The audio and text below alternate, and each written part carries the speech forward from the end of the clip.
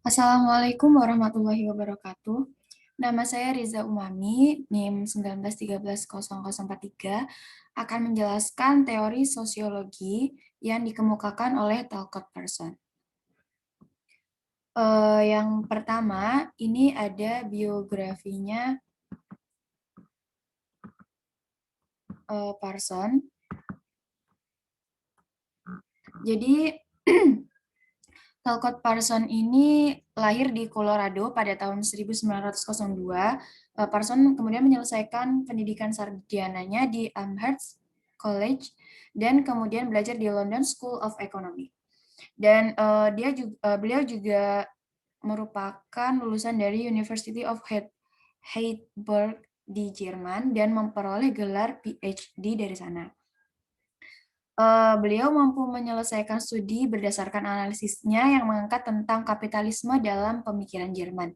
Kemudian pada tahun 1927, Person menjadi instruktur di Departemen Ekonomi Universitas Harvard, dan selama hidupnya, Parsons menerima banyak penghargaan dan penghormatan dalam skala nasional maupun internasional. Parson juga pernah menjabat sebagai Presiden American Sociological Association pada tahun 1949 sampai 1950. Kemudian, sistem sosial yang dikemukakan oleh Parson, di mana Parson ini menganggap bahwa semua unit sosial, baik itu kelompok, lembaga, atau seluruh masyarakat, merupakan sistem sosial yang berdiri sendiri. Kemudian konsepsi Parson tentang sistem sosial ini dimulai dari tingkat mikro dengan interaksi antara ego dan alter ego yang didefinisikan sebagai bentuk paling dasar dari sistem sosial itu sendiri. Kemudian Parson ini dalam teori struktur fungsionalnya beliau lebih fokus kepada untuk menganalisis seberapa relevan sih teori fungsionalnya itu dalam memelihara masyarakat, tatanan sosial, dan menjaga keseimbangan sistem. Kemudian beliau juga mengungkap bahwasanya ada prasyarat fungsional dari sebuah sistem sosial. Yang pertama, sistem sosial itu harus disusun sedemikian rupa sehingga beroperasi secara kompatibel dengan sistem yang lain. Yang kedua, agar bisa bertahan hidup, sistem sosial itu harus mendapat dukungan yang diperlukan dari sistem lain. Dan yang ketiga, sistem harus memenuhi sebagian besar kebutuhan para pelakunya. Yang keempat, sistem harus memperoleh partisipasi yang memadai dari para anggotanya. Yang kelima, sistem sosial itu harus punya setidaknya kendali minimum atas perilaku yang berpotensi bisa mengganggu berjalannya sistem tersebut. Yang keenam, kalau misalnya konflik menjadi sangat mengganggu, konflik itu harus dikendalikan. Dan akhirnya, sistem sosial itu membutuhkan bahasa untuk bertahan hidup. Kemudian dalam kehidupan di masyarakat, ada 4 syarat mutlak yang harus ada supaya masyarakat itu bisa berfungsi. Yang pertama, jadi disingkat sebagai agil. Yang pertama ada A ini adaptasi, G ini goals atau tujuan, kemudian I ini integrasi, dan L-nya ini litensi.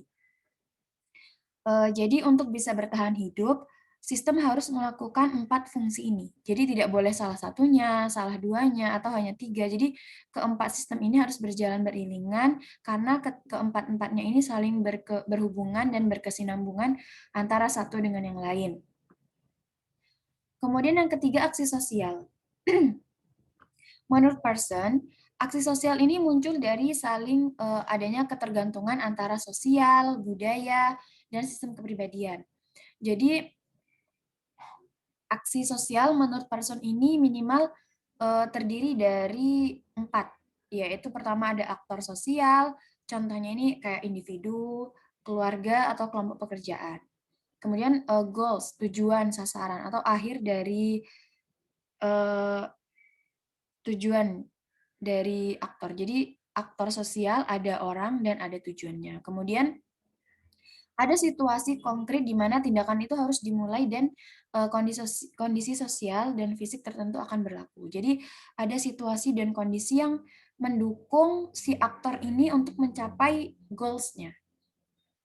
Yang keempat ada orientasi normatif atau nilai-nilai yang mengatur hubungan antara elemen aktor untuk mencapai goals-nya dan didukung oleh situasi dan kondisi, tentunya nanti akan dipengaruhi oleh orientasi normatif. Dengan kata lain, dalam konteks sosial tertentu, aktor sosial memilih tujuan di antara yang terikat secara budaya dan cara tersedia secara budaya dan struktural untuk mencapai tujuan tersebut. Jadi ini maksudnya di sini ada aktor, ada goals atau tujuan, kemudian ini ada situasi dan kondisi, kemudian ini ada norma, nilai, dan kepercayaan. Ini ada cara 1, cara 2, cara 3. Maksudnya apa? Dalam misalnya aktornya ini kita misalkan sebagai individu.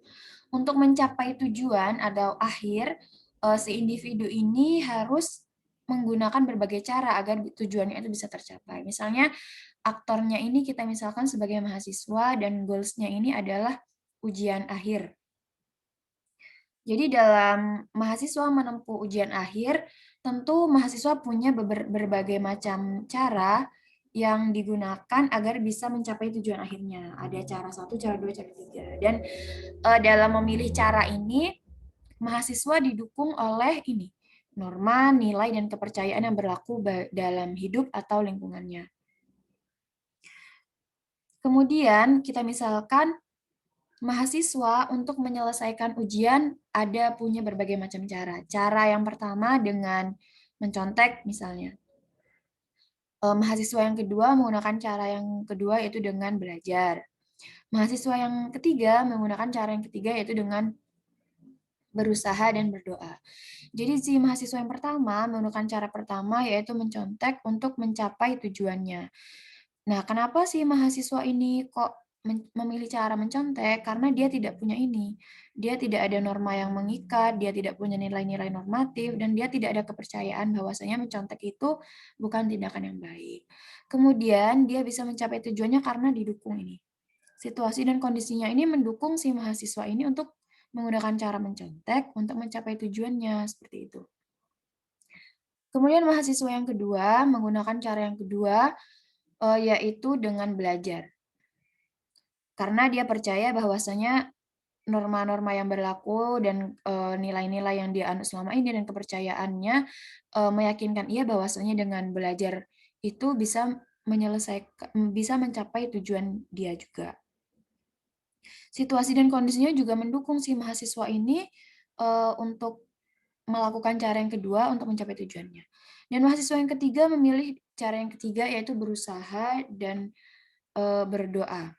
Jadi dia terikat oleh norma, nilai, dan kepercayaan bahwasanya apabila seseorang itu sudah berusaha semaksimal mungkin, berdoa, tujuannya itu bisa tercapai dan akhir dari sebuah tujuan itu proses tidak akan mengkhianati hasil tidak pernah mengkhianati proses dan situasi dan kondisi si mahasiswa ini mendukung untuk melaksanakan cara yang ketiga ini untuk mencapai tujuan.